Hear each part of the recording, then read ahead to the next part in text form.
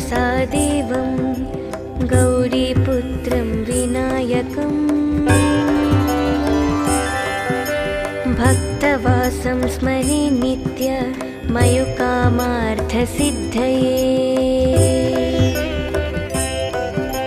प्रथमं वक्रतुण्डं च एकदन्तं द्वितीयकम् तृतीयं कृष्णपिङ्गाक्षं गजवक्त्रं चतुर्थकम् लम्बोदरं पञ्चमं च षष्ठं विकटमेव च सप्तमं विघ्नराजेन्द्र दूर्मवर्णं तदाष्टमम् नवमं फलचन्द्रं च दशमं तु विनायकम् एकादशं गणपतिं द्वादशं तो गजाननम् द्वादशेतानि नामानि त्रिसन्ध्यं यः पठे नरः नाचा विघ्नभयं तस्य सर्वसिद्धिकरं ध्रुवम् विद्यार्थी लभते विद्यां धनार्थी लभते धनं पुत्रार्थी लभते पुत्रं मोक्षार्थी लभते गतिम्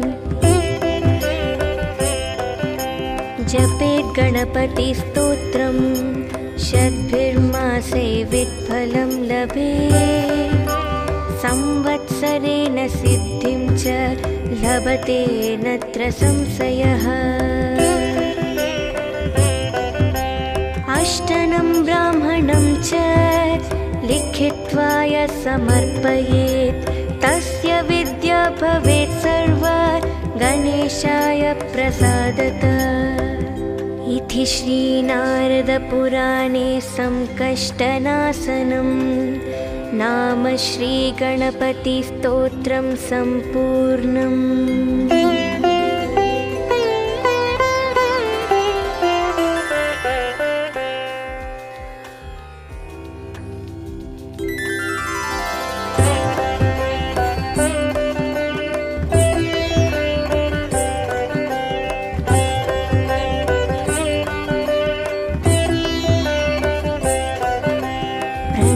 शिरसा देवं गौरीपुत्रं विनायकम् भक्तवासं स्मरे नित्य मयुकामार्थसिद्धये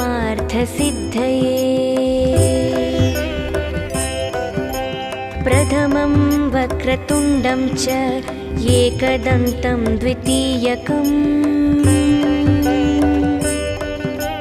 तृतीयं कृष्णपिङ्गाक्षं गजवक्त्रं चतुर्थकम् लम्बोदरं पञ्चमं च षष्ठं विकटमेव च सप्तमं विघ्नराजेन्द्र दूर्मवर्णं तदाष्टमम् नवमं फलचन्द्रं च दशमं तु विनायकम् एकादशं गणपतिं द्वादशं तो गजाननम् द्वादशेतानि नामानि त्रिसन्ध्यं यः पठे नरः नाचा विघ्नभयं तस्य सर्वसिद्धिकरं ध्रुवम् विद्यार्थी लभते विद्यां धनार्थी लभते धनं पुत्रार्थी लभते पुत्रं मोक्षार्थी लभते गतिम्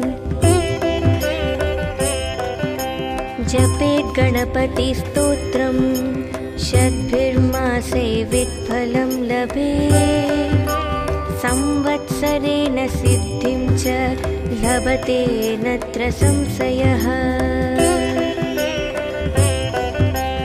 अष्टनं ब्राह्मणं च लिखित्वा य समर्पयेत् तस्य विद्या भवेत् सर्वा गणेशाय प्रसादतः। इति श्रीनारदपुराणे संकष्टनाशनं नाम श्रीगणपतिस्तोत्रं सम्पूर्णम्।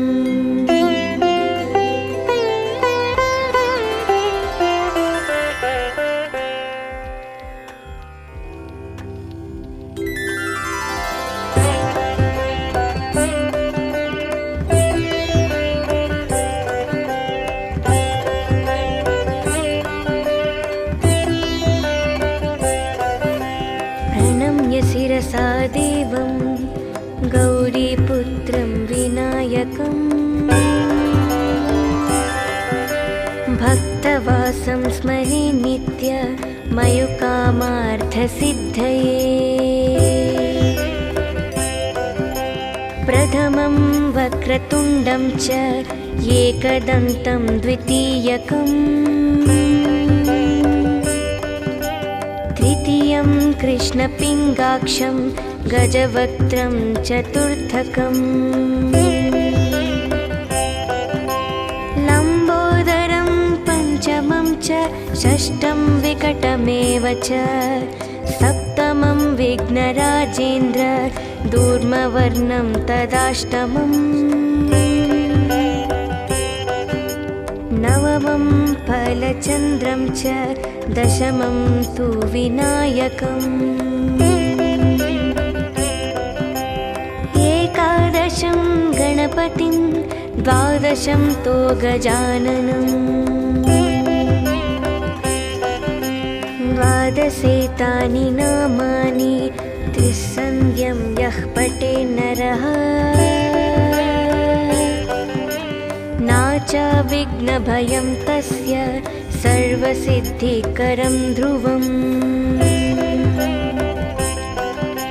विद्यार्थी लभते विद्यां धनार्थी लभते धनं पुत्रार्थी लभते पुत्रं मोक्षार्थी लभते गतिम्। जपेत् गणपतिस्तोत्रं शतभिर्मासे वित्फलं लभेत् संवत्सरेण सिद्धिं च लभते नत्र संशयः। अष्टनं ब्राह्मणं च लिखित्वा य समर्पयेत् तस्य विद्या भवेत् सर्वा गणेशाय प्रसादतः। इति श्रीनारदपुराणे संकष्टनाशनं नाम श्रीगणपतिस्तोत्रं सम्पूर्णम्।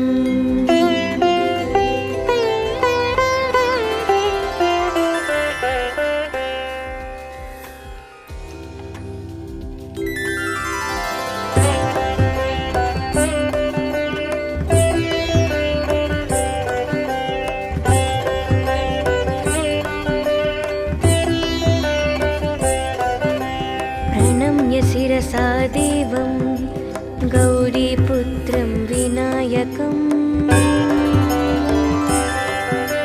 भक्तवासं स्मरे नित्य मयुकामार्थसिद्धये। प्रथमं वक्रतुण्डं च एकदन्तं द्वितीयकम् तृतीयं कृष्णपिङ्गाक्षं गजवक्त्रं चतुर्थकम् लम्बोदरं पञ्चमं च षष्ठं विकटमेव च सप्तमं विघ्नराजेन्द्र दूर्मवर्णं तदाष्टमम् नवमं फलचन्द्रं च दशमं तु विनायकम् एकादशं गणपतिं द्वादशं तो गजाननम् द्वादशेतानि नामानि त्रिसन्ध्यं यः पठे नरः नाच च विघ्नभयं तस्य सर्वसिद्धिकरं ध्रुवम्। विद्यार्थी लभते विद्यां, धनार्थी लभते धनं, पुत्रार्थी लभते पुत्रं, मोक्षार्थी लभते गतिम्। जपेत् गणपतिस्तोत्रं शतभिर्मासे वित्फलं लभेत्। संवत्सरेण सिद्धिं च लभते नत्र संशयः। अष्टनं ब्राह्मणं च लिखित्वा यः समर्पयेत्, तस्य विद्या भवेत् सर्वा गणेशाय प्रसादतः। इति श्रीनारदपुराणे संकष्टनाशनं नाम श्रीगणपतिस्तोत्रं सम्पूर्णम्।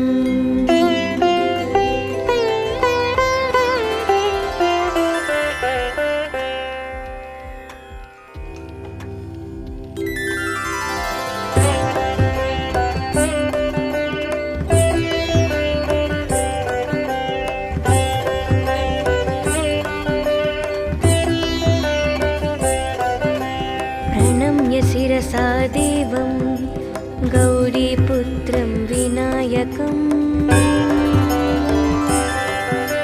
भक्तवासं स्मरे नित्य मयुकामार्थसिद्धये।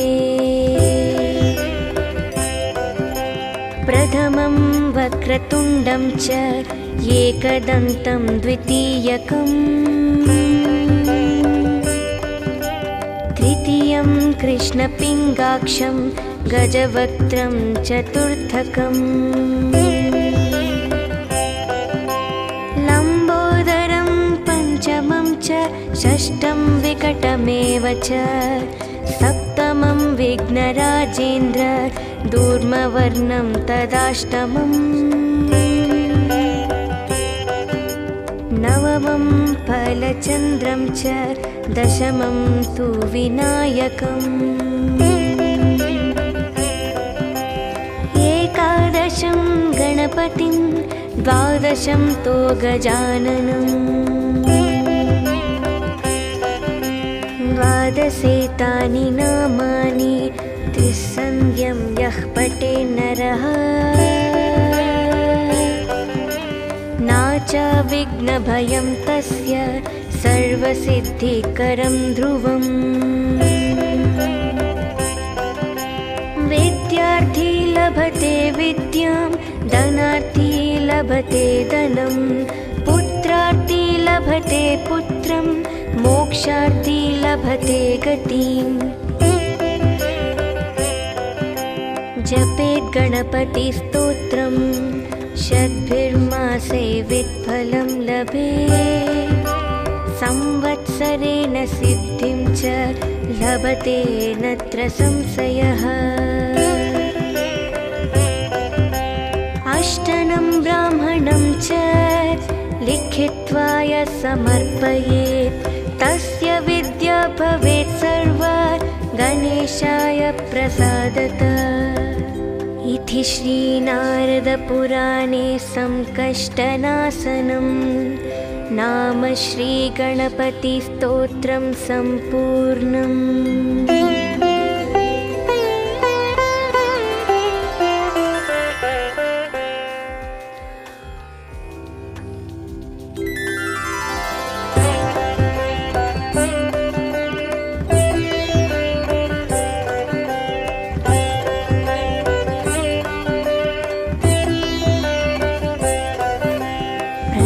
शिरसा देवं गौरीपुत्रं विनायकम्,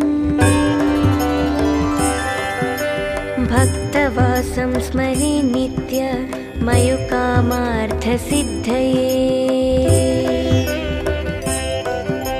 प्रथमं वक्रतुण्डं च एकदन्तं द्वितीयकम्,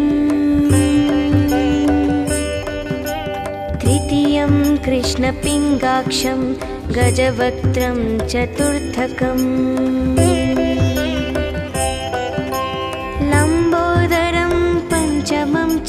षष्ठं विकटमेव च सप्तमं विघ्नराजेन्द्र दूर्मवर्णं तदाष्टमम्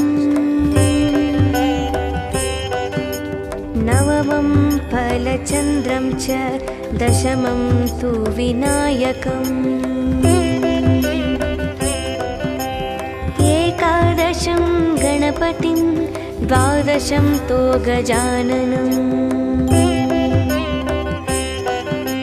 द्वादशेतानि नामानि त्रिसन्ध्यं यः पठे नरः नाचा विघ्नभयं तस्य सर्वसिद्धिकरं ध्रुवम्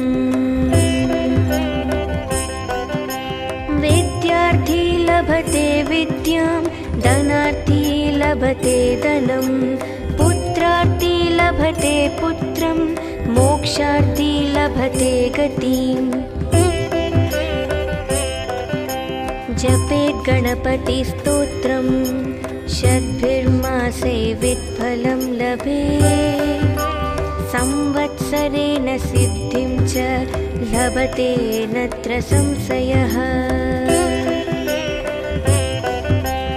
अष्टनं ब्राह्मणं च लिखित्वा यः समर्पयेत् तस्य विद्या भवेत् सर्वा गणेशाय प्रसादतः इति श्रीनारदपुराणे संकष्टनाशनं नाम श्रीगणपतिस्तोत्रं सम्पूर्णम्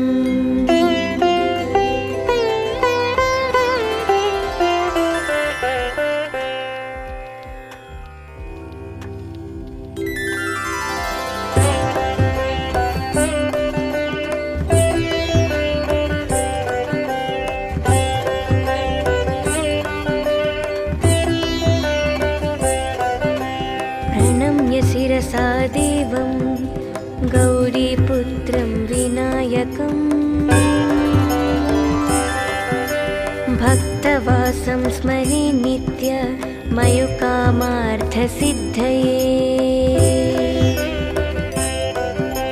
प्रथमं वक्रतुण्डं च एकदन्तं द्वितीयकम्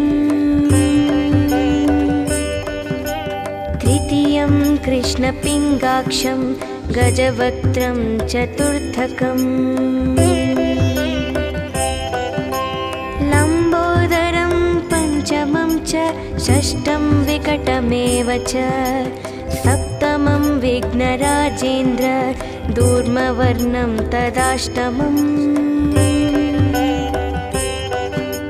नवमं फलचन्द्रं च दशमं तु विनायकम् एकादशं गणपतिं द्वादशं तो गजाननम् द्वादशेतानि नामानि त्रिसन्ध्यं यः पठे नरः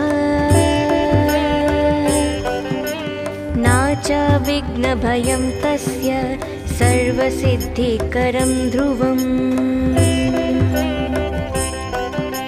विद्यार्थी लभते विद्यां धनार्थी लभते धनं पुत्रार्थी लभते पुत्रं मोक्षार्थी लभते गतिम्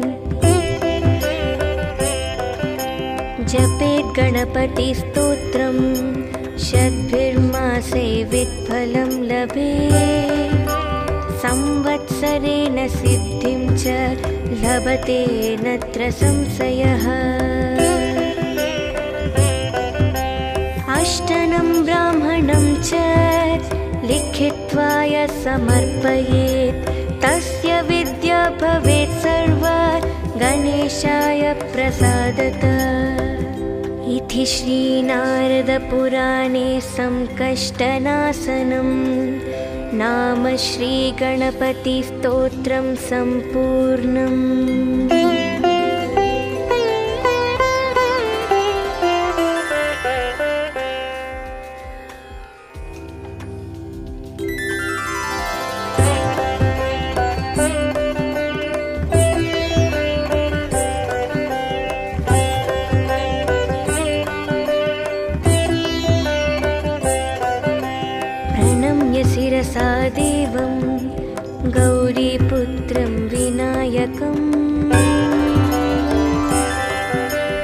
भक्तवासं स्मरे नित्य मयुकामार्थसिद्धये। प्रथमं वक्रतुण्डं च एकदन्तं द्वितीयकम्, तृतीयं कृष्णपिङ्गाक्षं गजवक्त्रं चतुर्थकम्, लम्बोदरं पञ्चमं च षष्ठं विकटमेव च, सप्तमं विघ्नराजेन्द्र दूर्मवर्णं तदाष्टमम्, नवमं फलचन्द्रं च दशमं तु विनायकम्, एकादशं गणपतिं द्वादशं तो गजाननम्, द्वादशेतानि नामानि त्रिसन्ध्यं यः पठे नरः, नाचा विघ्नभयं तस्य सर्वसिद्धिकरं ध्रुवम्। विद्यार्थी लभते विद्यां, धनार्थी लभते धनं, पुत्रार्थी लभते पुत्रं, मोक्षार्थी लभते गतिम्।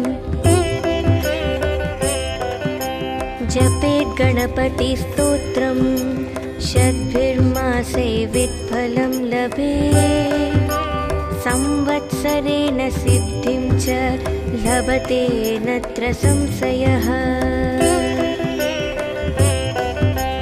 अष्टनं ब्राह्मणं च लिखित्वा यः समर्पयेत्, तस्य विद्या भवेत् सर्वा गणेशाय प्रसादतः। इति श्रीनारदपुराणे संकष्टनाशनं नाम श्रीगणपतिस्तोत्रं सम्पूर्णम्।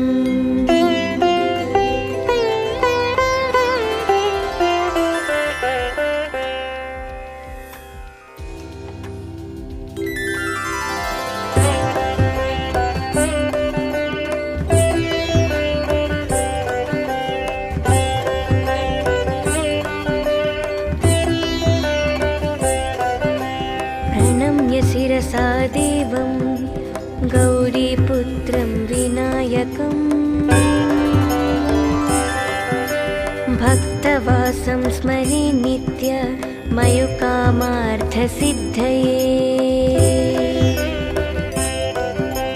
प्रथमं वक्रतुण्डं च एकदन्तं द्वितीयकम्, तृतीयं कृष्णपिङ्गाक्षं गजवक्त्रं चतुर्थकम्, लम्बोदरं पञ्चमं च षष्ठं विकटमेव च, सप्तमं विघ्नराजेन्द्र दूर्मवर्णं तदाष्टमम्, नवमं फलचन्द्रं च दशमं तु विनायकम्, एकादशं गणपतिं द्वादशं तो गजाननम्, द्वादशेतानि नामानि त्रिसन्ध्यं यः पठे नरः, नाचा विघ्नभयं तस्य सर्वसिद्धिकरं ध्रुवम्। विद्यार्थी लभते विद्यां, धनार्थी लभते धनं, पुत्रार्थी लभते पुत्रं, मोक्षार्थी लभते गतिम्।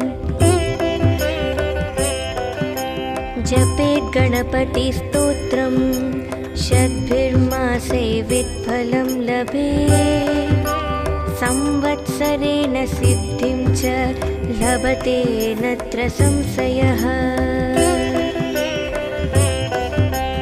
अष्टनं ब्राह्मणं च लिखित्वा यः समर्पयेत्, तस्य विद्या भवेत् सर्वा गणेशाय प्रसादतः। इति श्रीनारदपुराणे संकष्टनाशनं नाम श्रीगणपतिस्तोत्रं सम्पूर्णम्।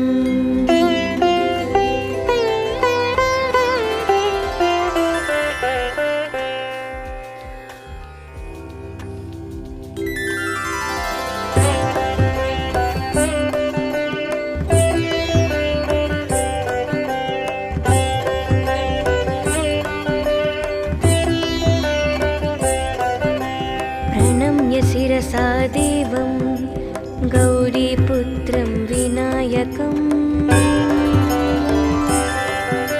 भक्तवासं स्मरे नित्य मयुकामार्थसिद्धये। प्रथमं वक्रतुण्डं च एकदन्तं द्वितीयकम्, तृतीयं कृष्णपिङ्गाक्षं गजवक्त्रं चतुर्थकम्, लम्बोदरं पञ्चमं च षष्ठं विकटमेव च, सप्तमं विघ्नराजेन्द्र दूर्मवर्णं तदाष्टमम्, नवमं फलचन्द्रं च दशमं तु विनायकम्, एकादशं गणपतिं द्वादशं तो गजाननम्, द्वादशेतानि नामानि त्रिसन्ध्यं यः पठे नरः, नाच विघ्नभयं तस्य सर्वसिद्धिकरं ध्रुवम्। विद्यार्थी लभते विद्यां, धनार्थी लभते धनं, पुत्रार्थी लभते पुत्रं, मोक्षार्थी लभते गतिम्। जपेत् गणपतिस्तोत्रं शतभिर्मासे वित्फलं लभेत्, संवत्सरेण सिद्धिं च लभते नत्र संशयः। अष्टनं ब्राह्मणं च लिखित्वा यः समर्पयेत्, तस्य विद्या भवेत् सर्वा गणेशाय प्रसादतः। इति श्रीनारदपुराणे संकष्टनाशनं नाम श्रीगणपतिस्तोत्रं सम्पूर्णम्।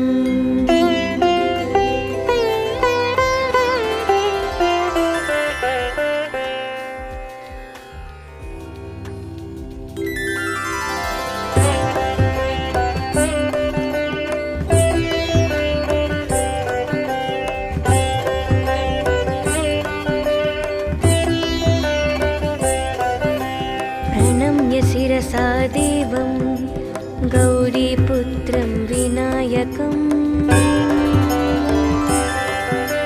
भक्तवासं स्मरे नित्य मयुकामार्थसिद्धये। प्रथमं वक्रतुण्डं च एकदन्तं द्वितीयकम्,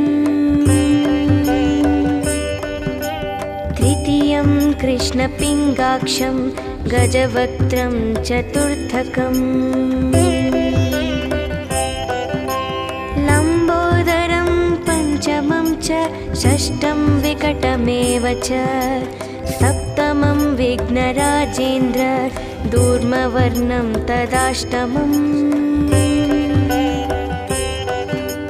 नवमं फलचन्द्रं च दशमं तु विनायकम्, एकादशं गणपतिं द्वादशं तो गजाननम्, द्वादशेतानि नामानि त्रिसन्ध्यं यः पठे नरः, नाच विघ्नभयं तस्य सर्वसिद्धिकरं ध्रुवम्। विद्यार्थी लभते विद्यां, धनार्थी लभते धनं, पुत्रार्थी लभते पुत्रं, मोक्षार्थी लभते गतिम्। जपेत् गणपतिस्तोत्रं, शतभिर्मासे वित्फलं लभेत्। संवत्सरेण सिद्धिं च लभते नत्र संशयः। अष्टनं ब्राह्मणं च लिखित्वा यः समर्पयेत्, तस्य विद्या भवेत् सर्वा गणेशाय प्रसादतः। इति श्रीनारदपुराणे संकष्टनाशनं नाम श्रीगणपतिस्तोत्रं सम्पूर्णम्।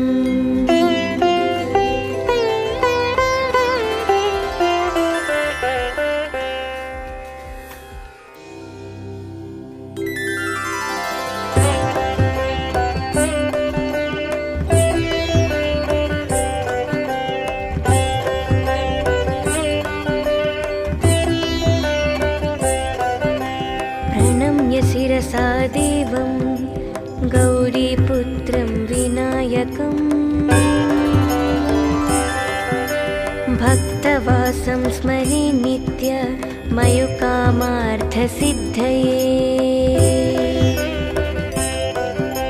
प्रथमं वक्रतुण्डं च एकदन्तं द्वितीयकम्, तृतीयं कृष्णपिङ्गाक्षं गजवक्त्रं चतुर्थकम्, लम्बोदरं पञ्चमं च षष्ठं विकटमेव च, सप्तमं विघ्नराजेन्द्र दूर्मवर्णं तदाष्टमम्, नवमं फलचन्द्रं च दशमं तु विनायकम्, एकादशं गणपतिं द्वादशं तु गजाननम्, द्वादशेतानि नामानि त्रिसन्ध्यं यः पठे नरः, नाचा विघ्नभयं तस्य सर्वसिद्धिकरं ध्रुवम्। विद्यार्थी लभते विद्यां, धनार्थी लभते धनं, पुत्रार्थी लभते पुत्रं, मोक्षार्थी लभते गतिम्। जपेत् गणपतिस्तोत्रं, शतभिर्मासे वित्फलं लभेत्। संवत्सरेण सिद्धिं च लभते नत्र संशयः।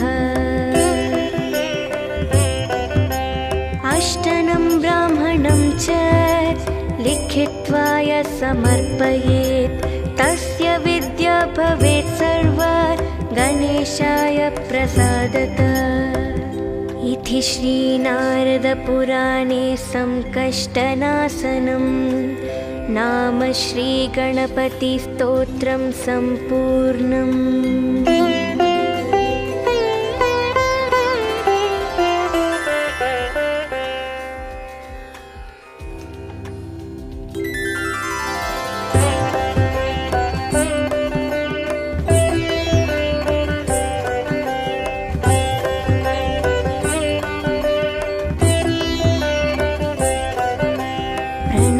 शिरसा देवं गौरीपुत्रं विनायकम्, भक्तवासं स्मरे नित्य मयुकामार्थसिद्धये। प्रथमं वक्रतुण्डं च एकदन्तं द्वितीयकम्, तृतीयं कृष्णपिङ्गाक्षं गजवक्त्रं चतुर्थकम्, लम्बोदरं पञ्चमं च षष्ठं विकटमेव च सप्तमं विघ्नराजेन्द्र दूर्मवर्णं तदाष्टमम् नवमं फलचन्द्रं च दशमं तु विनायकम् एकादशं गणपतिं द्वादशं तो गजाननम् द्वादशेतानि नामानि त्रिसन्ध्यं यः पठे नरः नाचा विघ्नभयं तस्य सर्वसिद्धिकरं ध्रुवम् विद्यार्थी लभते विद्यां धनार्थी लभते धनं पुत्रार्थी लभते पुत्रं मोक्षार्थी लभते गतिम् जपेत् गणपतिस्तोत्रम् शतभिर्मासे वित्फलं लभेत् संवत्सरेण सिद्धिं च लभते नत्र संशयः अष्टनं ब्राह्मणं च लिखित्वा यः समर्पयेत् तस्य विद्या भवेत् सर्वा गणेशाय प्रसादतः इति श्रीनारदपुराणे संकष्टनाशनं नाम श्रीगणपतिस्तोत्रं सम्पूर्णम्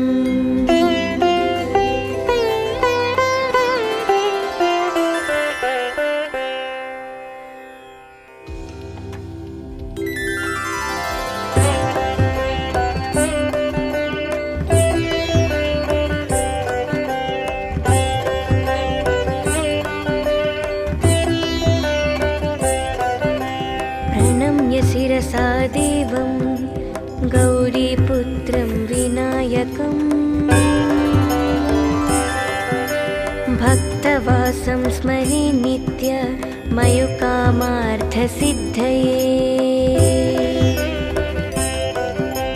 प्रथमं वक्रतुण्डं च एकदन्तं द्वितीयकम् तृतीयं कृष्णपिङ्गाक्षं गजवक्त्रं चतुर्थकम् लम्बोदरं पञ्चमं च षष्ठं विकटमेव च सप्तमं विघ्नराजेन्द्र दूर्मवर्णं तदाष्टमम् नवमं फलचन्द्रं च दशमं तु विनायकम् एकादशं गणपतिं द्वादशं तो गजाननम् द्वादशेतानि नामानि त्रिसन्ध्यं यः पठे नरः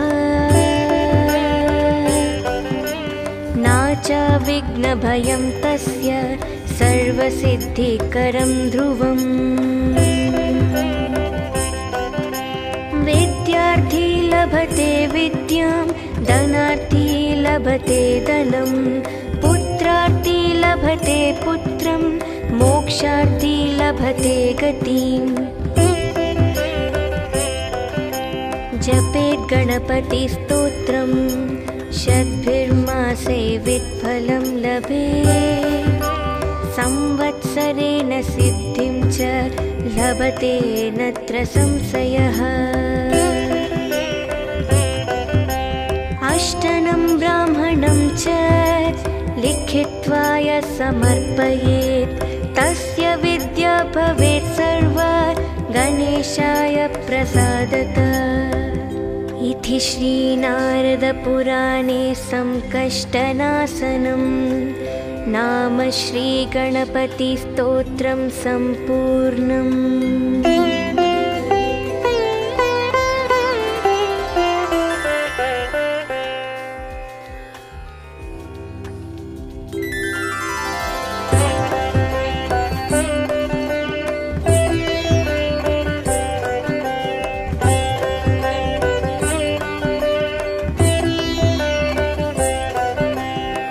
प्रणम्य शिरसा देवं गौरीपुत्रं विनायकम् भक्तवासं स्मरे नित्य मयुकामार्थसिद्धये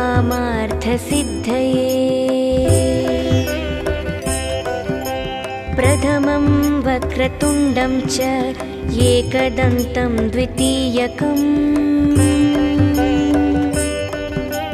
तृतीयं कृष्णपिङ्गाक्षं गजवक्त्रं चतुर्थकम्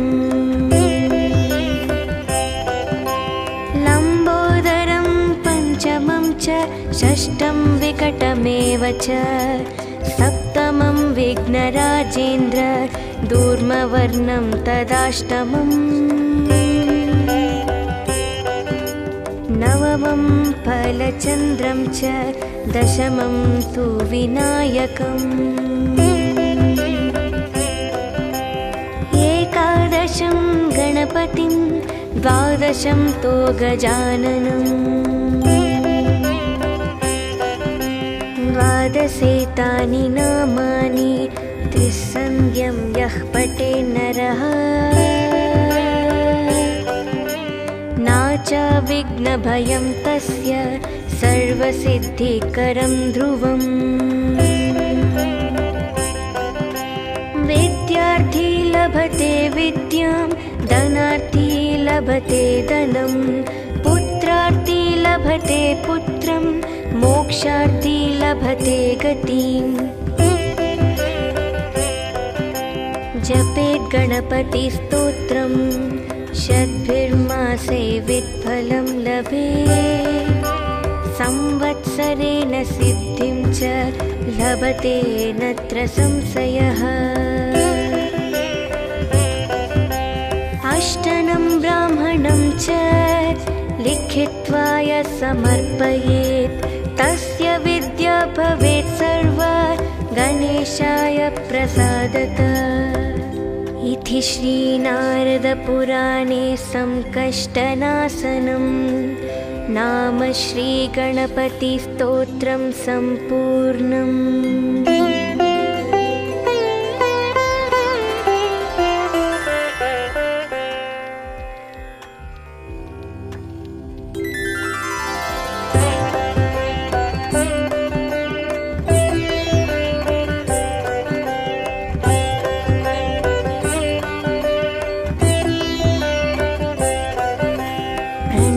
शिरसा देवं गौरीपुत्रं विनायकम्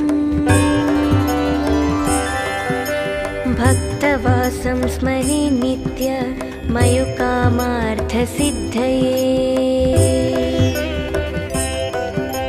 प्रथमं वक्रतुण्डं च एकदन्तं द्वितीयकम् तृतीयं कृष्णपिङ्गाक्षं गजवक्त्रं चतुर्थकम् लम्बोदरं पञ्चमं च षष्ठं विकटमेव च सप्तमं विघ्नराजेन्द्र दूर्मवर्णं तदाष्टमम्